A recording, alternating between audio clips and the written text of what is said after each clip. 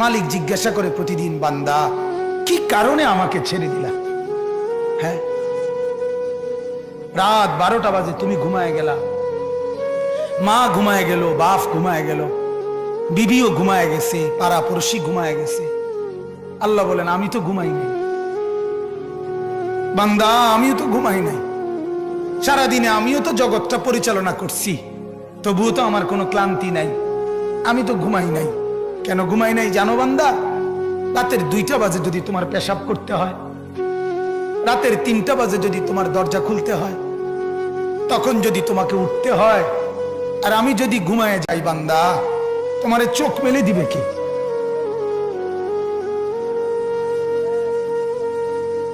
এই বাপ, চোখ মেলে দিবে কে?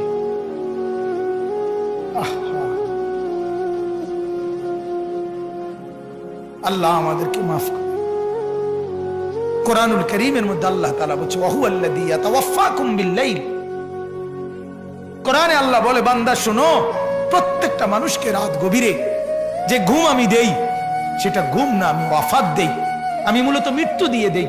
আবার আমি দয়া করে একটা নির্দিষ্ট সময় পরে চূড়ান্ত মৃত্যু দেব বলে আমি আবার সেই হায়াত সকালবেলা যখন জাগতে শুরু হয় তখন আমি ফিরাই দেই, ফিরাই দেয় আল্লাহ। এমনও মানুষ আছে পৃথিবীতে, রাত্রিবেলা ঘুমাইছিল ভালো মানুষ, সকালবেলা আর জাগে নাই। আমার একজন দূরসম্পর্কীয় চাচা আছে, প্রফেসর ছিলেন, ভালো মানুষ ছিলেন।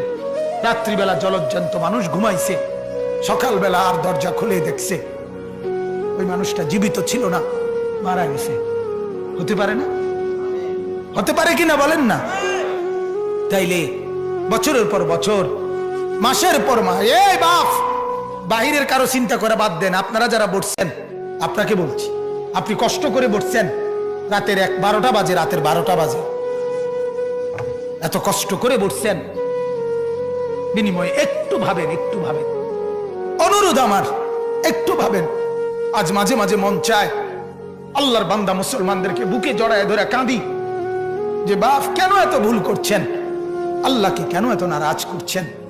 যার বিবি বেপর্দা, আপনি আল্লাহকে কত পরিমাণ নারাজ করাচ্ছেন।